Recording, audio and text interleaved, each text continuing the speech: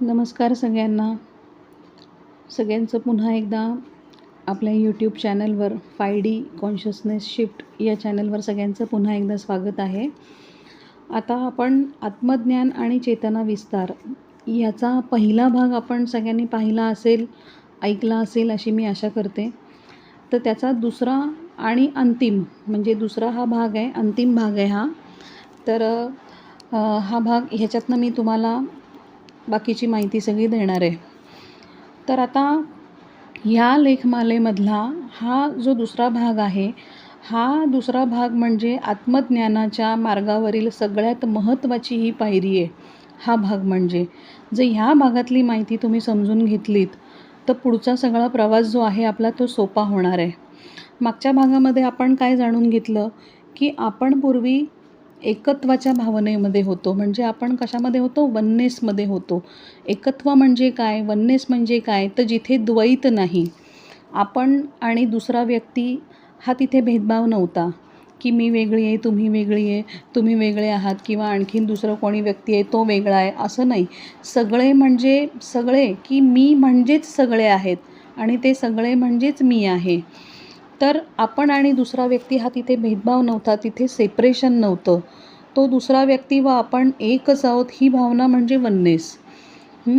तर आपल्यापैकी वननेसमध्ये आपण जेव्हा होतो तेव्हा आपल्यापैकी एकाला आनंद झाला की सगळेजण तो आनंद आपल्या आतमध्ये अनुभवू शकत होते. एकाच्या मनात एक विचार उत्पन्न झाला की तो विचार त्याच वेळेला प्रत्येकाच्या मनात उत्पन्न होत असे.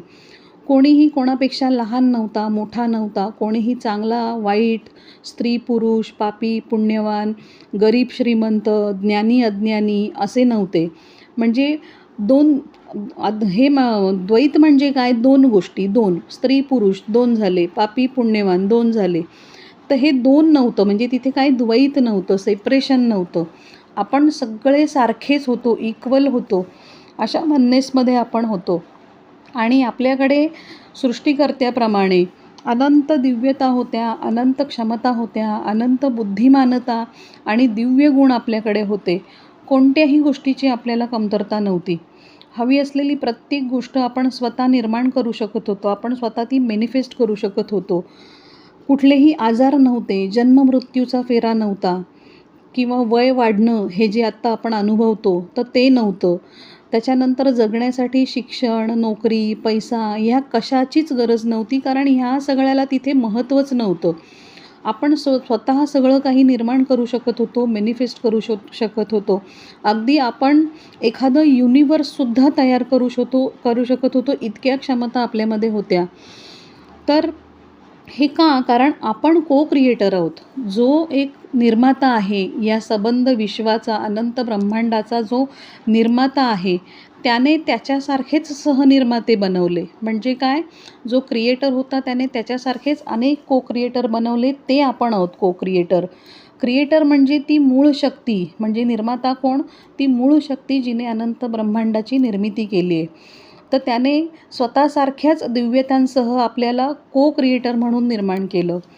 आता इथे एक श्लोक जो आहे तो मी तुम्हाला म्हणून दाखवते.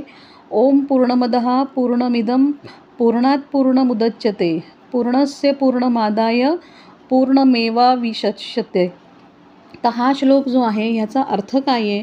हा श्लोक आपल्याला सांगतो की पूर्णामधून जे निर्माण होतं ते सुद्धा पूर्णच असतं आणि त्या पूर्णामधून जे दुसरं पूर्णत्व निर्माण झाल्यानंतर जे बाकी उरतं तेही पूर्ण असतं, त्यालाही कुठली बाधा निर्माण होत नाही. तर म्हणजे सांगण्याचा अर्थ काय की ज्या एका दिव्य शक्तीने आपल्याला निर्माण केलं ते त्याच्यासारखंच पूर्ण निर्माण केलं आहे. कुठलीही कमतरता त्याने तिथे ठेवली नाही. सगळ्या दिव्यता आणि सगळ्या अनंत क्षमतांसह त्याने आपल्याला बनवलं आहे. त्यामुळे आपणही त्याच्यासारखे पूर्ण आहोत हे अगदी नीट लक्षात ठेवा. ही गोष्ट कधीच विसरू नका. आणि आपण ह्या द्वैताच्या मायाजाळामध्ये आपल्या सगळ्या दिव्यता, क्षमता, आपले सगळे गुण हे सगळं विसरून आपण ह्या मॅट्रिक्समध्ये म्हणजे ह्या मायाजाळामध्ये आपण इथे आलो. तर आधीचा जो व्हिडिओ तुम्ही ऐकलात तर तेव्हा तुम्हाला प्रश्न नाही का पडला की जर आपण सगळे एक होतो, एकत्वाच्या भावनेमध्ये होतो आपण, अनंत क्षमता, अनंत गुण, दिव्यता ह्याने आपण परिपूर्ण होतो, तर मग आपण ह्या जगामध्ये सुख-दुःख किंवा जो काही त्रास आता आपण सगळा सहन करतोय आपल्या आयुष्यामध्ये जन्मोजन्मी सगळं सहन करत आलोय, तर मग हे भोगण्यासाठी आपण का आलो इथे? ते सुखाचं जे सगळं जग होतं, ते सगळं सोडून मग आपण इथे का आलो? तर ह्याचंच उत्तर आपण आता ह्या व्हिडिओमधून समजून घेऊया. त्यामुळे आपल्या मेंदूची दारं, खिडक्या सताड उघडी ठेवून हे ज्ञान आपल्या आतमध्ये येऊ द्या. कारण आता जसजसं मी पुढे जाईन, तर ते ऐकताना असं होऊ शकतं, की हे ज्ञान तुम्ही डायरेक्ट नाकाराल. तुम्ही आपल्या आतमध्ये हे ज्ञान येऊच देणार नाही. तर याच्यातली विधानं जी आहेत, मी जे काही सांगणार आहे, ते कॉन्ट्रोव्हर्शियल तुम्हाला वाटू शकतं. तर त्यावर विश्वास ठेवायचा, की जुनं अज्ञान जे पिढ्या दर पिढ्या आपल्यावर थोपवलं गेलं, त्यालाच फॉलो करायचं, हा निर्णय सर्वस्वी तुमचा असेल.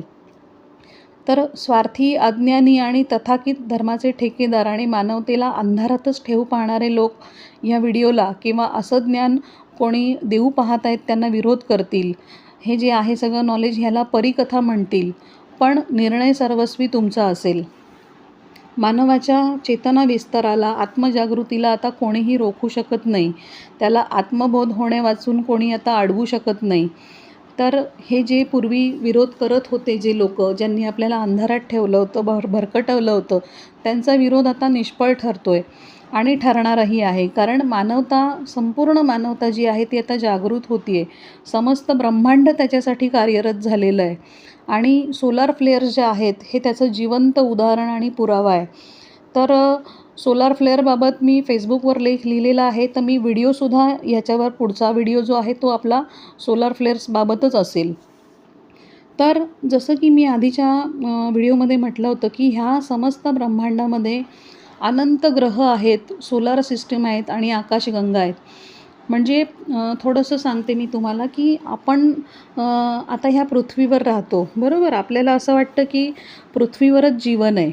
बाकी पृथ्वीच्या बाहेर काही ग्रह, तारे वगैरे असे सगळे नुसतेच असे आहेत. तिथे काही जीवन नाही आहे, तिथे काही कुठली जीवसृष्टी नाही आहे, असं आपल्याला वाटतं. पण तसं नाही आहे. यातील कित्येक ग्रहांवरती जीवसृष्टी आहे. जशी पृथ्वीवर आपली मानव प्रजाती नांदती आहे, तशी अनेक ग्रहावरती तिथली प्रजाती नांदती आहे. आणि आपल्या बोलीभाषेत त्या जीवसृष्टीला आपण परग्रही म्हणतो किंवा आपण एलियन्स म्हणतो. तर ते जे आहेत, तिकडची जी जीवसृष्टी आहे, ते सगळे वननेसमध्ये आहेत, ते हायर डायमेन्शनमधले आहेत. आपण कुठे आहोत आत्ता? 3rd डायमेन्शनमध्ये आहोत आणि ते सगळे हायर डायमेन्शनमधले आहेत.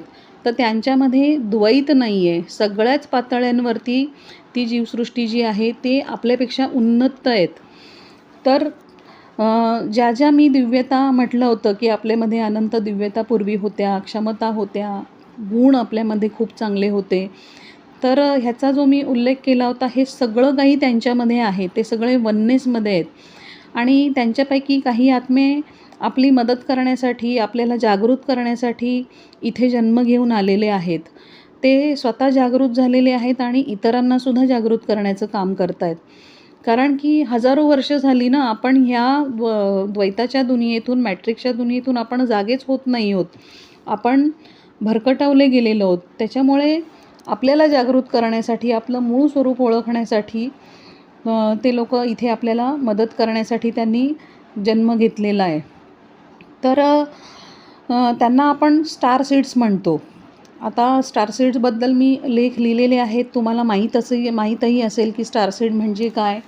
येणाऱ्या व्हिडिओमध्ये आपण ते सुद्धा कवर करूया. स्टार सीडबद्दल पण आपण व्हिडिओ करू. तर आपलं स्वरूप जे आहे ते असं दिव्य असताना आपल्याला इथे येण्याची दुर्बुद्धी का झाली, असं जर तुम्हाला वाटत असेल, तर आता आपण त्याच प्रश्नाचं उत्तर पुढे जाणून घेऊया. तर बघा, प्रत्येक ग्रहावरील जीव तिथले अनुभव घेत असतात. जसं की आपली पृथ्वी आहे, इथे आपण वेगवेगळे अनुभव घेत असतो. तसंच बाहेरचे इतरही जे ब्रह्मांडातले ग्रह आहेत, तिथली पण जी जीवसृष्टी आहे, ती तिकडचे अनुभव घेत असते. त्या अनुभवातनं ते शिकतात आणि मग पुढच्या आयामात तिथला अनुभव घेण्यासाठी जातात. आता आयाम म्हणजे काय हे सांगते, की आयाम म्हणजे काय? डायमेन्शन. ब्रह्मांडामध्ये वेगवेगळे डायमेन्शन्स आहेत. तर जे पहिलं डायमेन्शन आहे, पहिल्या डायमेन्शनमध्ये पाणी, दगड, डोंगर हे सगळं येतं पहिल्या डायमेन्शनमध्ये. आणि जे दुसरं डायमेन्शन आहे, दुसऱ्या डायमेन्शनमध्ये सगळे प्राणी, पशुपक्षी, झाडं, वनस्पती हे सगळं दुसऱ्या डायमेन्शनमध्ये येतं. आणि जे तिसरं डायमेन्शन आहे, तिसऱ्या डायमेन्शनमध्ये आपण मानव येतो. मानव असतात तिसऱ्या डायमेन्शनमध्ये. आणि चौथं डायमेन्शन जे आहे, तर चौथं डायमेन्शन कसलं आहे, की पृथ्वीवरती म्हणजे आपण मानव जे आहोत हे मृत्यू पावल्यानंतर ते ज्या आयामामध्ये, ज्या डायमेन्शनमध्ये जातात ते चौथा डायमेन्शन आहे तो. चौथ्या डायमेन्शनमध्ये मृत्यूनंतर आत्मा जातो आणि तिकडनं मग पुन्हा तो पृथ्वीवरती रिइन्कार्नेट होतो, म्हणजे पृथ्वीवर तो पुन्हा जन्म घेतो. तर तो आहे चौथा आयाम. आणि आता आपल्याला ह्या तिसरा आणि चौथा हा जो आयाम आहे, इथून आपला आता प्रवास कुठे सुरू आहे, पाचव्या आयामाकडे. पाचव्या आयामामध्ये म्हणजे 5Dमध्ये आपण जाणार आहोत. तर 5Dमध्ये जाणार आहोत म्हणजे काय, आपली पृथ्वी काही कुठे ब्रह्मांडामध्ये भिरभिरत कुठे पाचव्या डायमेन्शनमध्ये जाईल असं नाही आहे. पाचवा डायमेन्शन म्हणजे काय, की आपला कॉन्शियसनेसमध्ये बदल होणार. म्हणजे बघा, जसं की आता आपण लहान असतो, म्हणजे आपण 5 वर्षाचे वगैरे असतो, तर त्यावेळेला आपल्याला जी समज असते ती मग नंतर आपण जसजसे मोठे होत जातो तसतशी ती समज आपल्यातली वाढत जाते की नाही. तर तसंच हे आहे, की हे जे डायमेन्शन आहे, थर्ड, फोर्थ जे आहे, इथून मग आपण आपल्या चेतनेमध्ये शिफ्ट होणार आहे. म्हणजे आपली चेतना वाढणार आहे. मग ती 5th डायमेन्शनची चेतना आपल्यामध्ये येणार. तर आता आपली पृथ्वी आणि सबंध मानवजात ह्याचा जो प्रवास सुरू आहे तो 5व्या आयामाकडे म्हणजे 5th डायमेन्शनकडे सुरू आहे. तर मग मीच म्हटलं की जसं तुम्हाला वाटेल की 5वा आयाम म्हणजे आपली पृथ्वी आणि आपण ब्रह्मांडामध्ये दुसरीकडे कुठे जाणार का, तर तसं नाही आहे. ते काय होणार ते मी तुम्हाला आत्ता सांगितलं. म्हणजे काय होणार, आपल्या चेतनेमध्ये बदल होणार, आपली चेतना उन्नत होणार. ती 3rd डायमेन्शन राहणार नाही, 3rd डायमेन्शनल. ती कुठली 5th डायमेन्शनमधली चेतना जी आहे ती आपल्यामध्ये निर्माण होईल. आणि वेगळ्या आयामात जाणं म्हणजे मानवाच्या सध्याच्या कॉन्शियसनेसचा म्हणजे चेतनेचा उच्च स्तरामध्ये बदल होणं, जुनं टाकून नवीन ज्ञान धारण करणं. आता पुढे जाऊया की आपण वननेसमध्ये होतो. सृष्टीकर्ता जो आहे, जो निर्माता आहे अनंत ब्रह्मांडाचा, तर त्याचे जे दिव्य गुण आहेत, तर ते दिव्य गुण म्हणजे कुठले आहेत, विनम्रता, करुणा, क्षमा, कृतज्ञता, समज आणि साहस. हे 6 गुण जे आहेत, हे 6 गुण ह्यामध्ये आपण जगत होतो. हे आपले खरे गुण आहेत. तर सृष्टीकर्ता म्हणजेच आपण स्वतः आहोत. ज्याने हे समस्त ब्रह्मांड, अनंत ब्रह्मांडाची ज्याने निर्मिती केली, तो सृष्टीकर्ता आणि आपण वेगळे नाही आहोत. तो आणि आपण एकच आहोत. हे ज्ञान आपल्याला पूर्वी होतं. आपल्याकडे प्रत्येक गोष्टीची समृद्धी होती. आनंद, विशुद्ध प्रेम, बंधुभाव हे सगळं आपल्यामध्ये होतं. तर आता ह्या सगळ्या गोष्टींच्या बरोबर विरुद्धच्या गोष्टी काय असतील, तर ते आता आपण समजून घेऊया. तर आपल्या ज्या हृदयाचे 6 दिव्य गुण आहेत, तर पहिला त्याच्यातला गुण कुठला आहे, विनम्रता. त्याच्या विरुद्धचा गुण कुठला असेल, गर्विष्ठपणा. मग दुसरा गुण आहे करुणा. त्याच्या विरुद्धचा गुण कुठला असेल, तर क्रुद्धता. त्याच्यानंतर तिसरा जो दिव्य गुण आहे तो कुठला आहे, क्षमा. आणि त्याच्या विरुद्धचा जो गुण नाही म्हणता येणार, अवगुण, तर तो आहे कटुता. मग त्याच्यानंतर कृतज्ञता. कृतज्ञतेच्या विरुद्धचा अवगुण कुठला, कृतघ्नता. मग त्याच्यानंतर समज हा 5वा गुण. आणि समजच्या विरुद्ध, समज म्हणजे काय, प्रज्ञा. तर प्रज्ञेच्या विरुद्धचा जो अवगुण आहे तो काय आहे, अज्ञान. त्याच्यानंतर मग साहस हा एक आपला गुण आहे. साहसच्या विरुद्ध काय आहे, भीती. मग त्याच्यानंतर समृद्धी हा आपल्या हृदयाचा 6वा गुण. तर समृद्धीच्या विरुद्ध काय असणार आहे, कमतरता. आणि एकत्व, वननेसच्या विरुद्ध काय आहे, तर द्वैत आणि सेपरेशन. तर हे जे विरुद्धचे सगळे जे अवगुण आहेत म्हणजे गर्विष्ठपणा, क्रुद्धता, कटुता, कृतघ्नता, अज्ञान, भीती, कमतरता, द्वैत, सेपरेशन, तर ह्या विरोधी गोष्टींचा अनुभव कसा असेल हे शिकण्यासाठी आपण स्वतःच हे मायाजाळ म्हणजे हे मॅट्रिक्स आपण निर्माण केलं. ह्या मायाजाळाला तुम्ही द्वैत म्हणू शकता, मॅट्रिक्स म्हणू शकता, सिम्युलेशन म्हणू शकता, यापैकी कुठलंही नाव तुम्ही देऊ शकता. तर सिम्युलेशन म्हणजे काय? सिम्युलेशन म्हणजे अगदी खरीखुरी भासणारी वास्तविकता असलेले सिनेमासारखे जग. आता आपल्या आत्ताच्या जगामध्ये आपण व्हर्च्युअल गोष्टींचा अनुभव घेण्यासाठी आपण VXचा वापर करतो बघा. ते असं डोळ्यांना लावतात ना VX, आणि मग त्याच्यामध्ये चिप घातली की मग वेगवेगळे आपल्याला अनुभव येतात. म्हणजे तुम्ही जंगलाची सिनरी असलेली चिप त्याच्यामध्ये घातली आणि VX डोळ्याला लावला की मग काय वाटतं, आपण अगदी जंगलातच आलो आहे असं आपल्याला वाटतं. आजूबाजूला झाडं, प्राणी, बिणी सगळं खरं खरं आपल्याला दिसतं. आपल्याला असं म्हणजे काही क्षण आपण घाबरतो. आपल्याला वाटतं की अरे बापरे, आपण जंगलात आलो आणि आता हे प्राणी आपल्या अंगावर येतील की काय. तर VXचा आपण जो वापर करतो आणि त्याच्यामध्ये जसं आपल्याला ते सगळं खोटं असतं, पण आपल्याला ते सगळं खरं वाटतं ना, एकदम वास्तविक आहे असं वाटतं. तर ह्याला सिम्युलेशन म्हणतात. आणि अशा प्रकारे आपण हे जे सिम्युलेशन आहे, जे द्वैताचं जग आहे ते असं आपण निर्माण केलं. मग त्याच्यानंतर आपण मानव देह निर्माण केला, कारण की आपल्याला हे सगळे अनुभव घ्यायचे तर आपल्याला शरीर हवं होतं, म्हणून आपण मानव देह निर्माण केला. मग यापूर्वी आपल्याला शरीर नव्हतं का? तर शरीर होतं, पण ते आत्तासारखं स्थूल नव्हतं. अगदी हलकं असं ते शरीर होतं. म्हणजे प्रकाशाचं शरीर होतं जे आपलं. म्हणजे आपण पूर्वी प्रकाशरूप होतो. आपल्या देहाला जडत्व नव्हतं. आणि मग आपण काय केलं, हे सिम्युलेशन निर्माण केलं.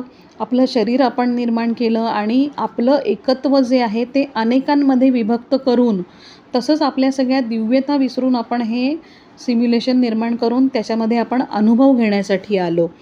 इथे आलो म्हणजे काय, पूर्वी आपण कुठे वेगळे होतो का पृथ्वी सोडून? नाही. आपण पूर्वीसुद्धा पृथ्वीवरच होतो, म्हणजे थर्ड डायमेन्शनमध्येच होतो. फक्त पृथ्वीवर आपण काय केलं, हे वेगवेगळे अनुभव घेण्यासाठी, जे अवगुण आहेत, सेपरेशन आहे, त्याचा अनुभव घेण्यासाठी आपण एक वेगळं सिम्युलेशन निर्माण केलं आणि त्याच्यामध्ये आपण आलो. म्हणजे आपण असं म्हणू शकतो की आपण एक प्रतिसृष्टी निर्माण केली आणि त्याच्यामध्ये आपण आलो. तर इथे येण्यापूर्वी आधीचं सगळं काही विसरणं आवश्यक होतं. कारण जर आपल्याकडे हवं ते निर्मित करण्याची क्षमता आहे, आपल्यामध्ये अनंत दिव्यता आहेत, अनंत क्षमता आहेत, हे जर का आपल्याला माहीत असतं, आपल्या लक्षात असतं, तर मग आपण या द्वैताच्या जगातले दुःख आहे, कमतरता आहे किंवा अजून काही वाईट जे अनुभव आहेत वेगवेगळे, त्याचा अनुभव आपण घेऊ शकलो नसतो ना. तर आता ह्याचं एक उदाहरण सांगते मी तुम्हाला, की समजा एखादा व्यक्ती आहे, त्याला खूप भूक लागली, त्याला अन्न मिळत नाही आहे, तो उपाशी आहे. आणि मग त्याला जर का माहिती असतं की अरे, आपण तर एका क्षणात अन्न निर्माण करू शकतो, आपल्याकडे त्या क्षमता आहेत, तर त्याने क्षणार्धात ते अन्न निर्माण केलं असतं. त्याला सफरिंग किंवा भूक ह्याचा अनुभव त्याला आला नसता ना. तर म्हणून मग काय झालं, की आपण सगळ्या ज्या आपल्या दिव्यता आहेत त्या विसरून आपण इथे आलो.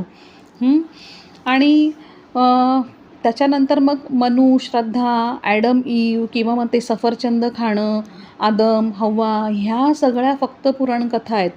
कारण ह्या आपणच रचल्यानंतर, हजारो वर्षापूर्वी रचल्या ह्या सगळ्या कथा आपण. तर आपल्यापैकी काही आत्म्यांनी ध्यानामार्फत आपला चेतना विस्तार केला होता आणि चेतनेचा विस्तार झाला की मग हा जो द्वैताचा पडदा आहे, हे जे सेपरेशन आहे किंवा जे सिम्युलेशन आहे, ह्याचा जो पडदा आहे ना, हा दूर होतो. मी मागच्या व्हिडिओमध्ये म्हटलं होतं की आपल्याकडे सगळं काही आहे, पण त्याच्यावर मायेची आवरणं आहेत. तर ही आवरणं सगळी दूर होतात आणि सत्याचं आकलन होतं. आपल्याला कळतं, आपल्याला आठवतं की आपण कोण होतो आणि आपण का इथे आलो आहे. तर ज्यांना ज्यांना सत्याचं आकलन झालं, म्हणजे कोण, गौतम बुद्ध असतील, येशू असेल, साईबाबा असतील, त्याच्यानंतर रामदास स्वामी असतील किंवा परमहंस असतील, तर अशा थोर पुरुषांनी आपल्याला ही शिकवण देण्याचा प्रयत्न केला होता. म्हणजे त्यांनी आपल्याला सांगितलं होतं की तुम्ही हीन दीन नाही आहात, सगळं काही तुमच्या आतमध्ये आहे, ईश्वर आणि तुम्ही एकच आहात. तर अशी शिकवण त्यांनी आपल्याला देण्याचा प्रयत्न केला होता. तेही मनुष्य होते, पण त्यांनी आपल्या चेतनेचा विस्तार केल्यामुळे ते थोर पुरुष झाले. आणि आपण मायाजाळात इतके गुरफटलो होतो की त्यांची मूळ शिकवण जी आहे ती आपल्याला कळलीच नव्हती. त्यांची मूळ शिकवण असलेले ग्रंथसुद्धा त्यांच्या निर्वाणानंतर जे त्यांचे फॉलोवर्स होते त्यांनी स्वतःच्या स्वार्थासाठी हवं तसं मॅन्युप्युलेट केलं. तर विविध मान्यता त्यांनी तयार केल्या आणि आपल्याला घाबरवलं. अमुक केलं तर मग पाप लागेल, तमुक केलं तर पुण्य लागेल वगैरे अशा सगळ्या गोष्टी. कर्मसिद्धांतसुद्धा असाच निर्माण झाला. तर खोट्या मान्यतेचा हा भाग आहे कर्मसिद्धांतसुद्धा. कारण त्यांना मानव जो आहे तो जागृत व्हायला नको होता ना. जी मानव जात आहे ती दबून राहिला आणि परावलंबी असायला त्यांना पाहिजे होती. धर्माच्या नावाने भीती दाखवली की लोक दबून राहतात, घाबरतात. धर्म म्हटलं, देवधर्म म्हटलं की लोक त्याच्या पुढे काही बोलत नाहीत. तर आपली चेतना त्यावेळी थोर पुरुषांनी दिलेले मूळ सत्य ज्ञान समजून घेण्यापलीकडे लोअर लेवलवर होती. म्हणजे आपली चेतनच तितकी उन्नत नव्हती त्यावेळेला. इतकी आपण गुरफटलो होतो. आणि मग थोर पुरुषांनी जी आपल्याला ज्ञान देण्याचा प्रयत्न केला, जी शिकवण आपल्याला देण्याचा प्रयत्न केला, ते कळलंच नाही आपल्याला. इतक्या लोअर लेवलवरती आपली चेतना होती आणि इतके आपण ह्या मायेच्या प्रभावाखाली होतो. आणि मग आपण काय केलं, मायेच्या ह्या प्रभावामुळे आपण त्यांनाच देव केलं आणि त्यांच्यावरच सगळा भार टाकला की आमची दुःख दूर करा, जगातनं दुःख दूर करा. आजसुद्धा बरीच कितीतरी टक्के मानवता ह्याच डीप कोमामध्ये आहे की कोणीतरी वाचवणारा दैवी अवतार सेवियर इथे जन्म घेईल, दुःख अन्याय दूर करेल, दुष्ट लोकांना शिक्षा देईल. आपण कल्कीची वाट पाहतोय. तसंच इतर धर्मीय जे आहेत लोक, ते सुद्धा त्यांच्या त्यांच्या प्रेषितांच्या दिव्य अवतारांची वाट बघतायत की कोणीतरी येईल आणि आपल्याला वाचवेल. तर ही मान्यताच मुळात डिपेंडन्सीवर आधारित आहे. कोणीही येणार नाही, कारण आपणच अवतार आहोत. आपण आपल्यातलं देवत्व ओळखलंच नाही आहोत. आणि हेच सत्य आहे.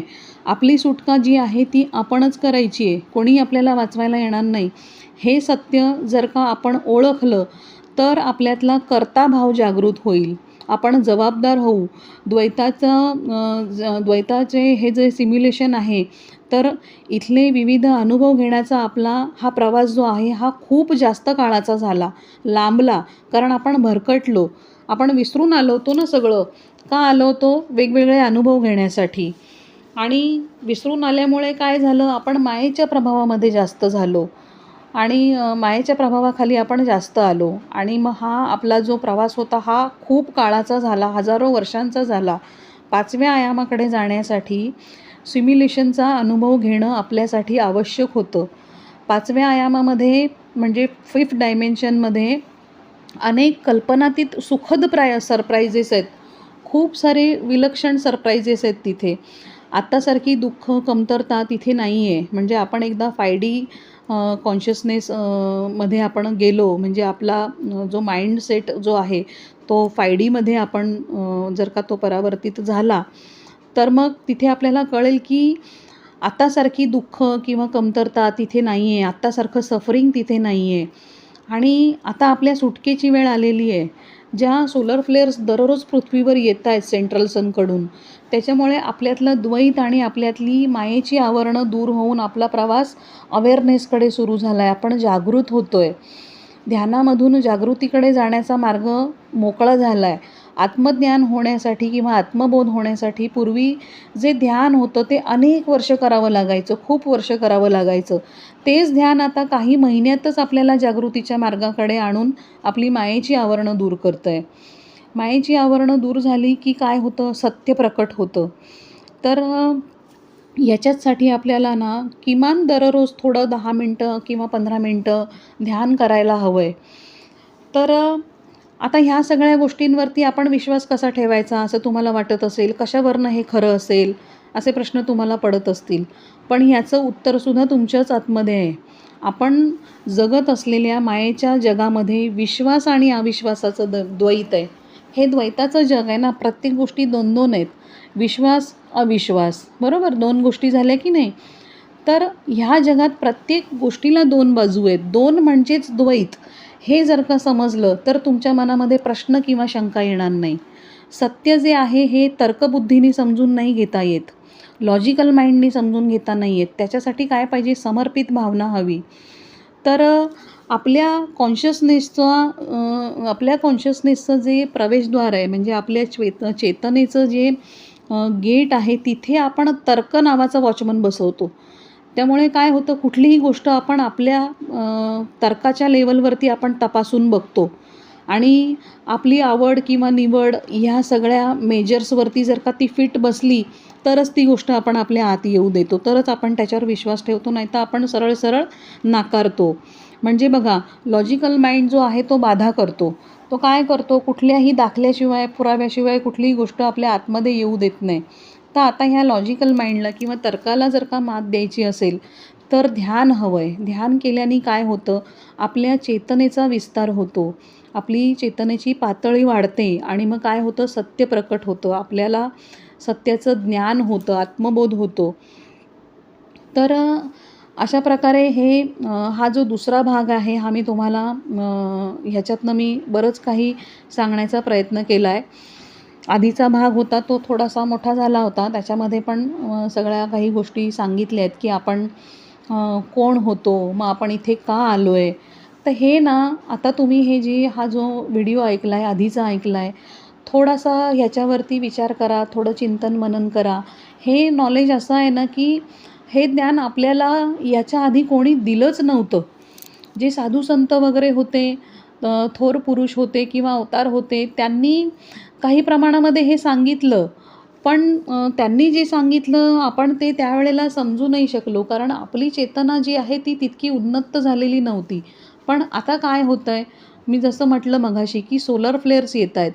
आता सोलर फ्लेअरबद्दल अगदी थोडंसं मी सांगते की सोलर फ्लॅश किंवा सोलर फ्लेअर म्हणजे काय हे थोडंसं सांगते. नंतर आपण त्याच्यावरती एक माहितीपर मोठा व्हिडिओ आपण करूया.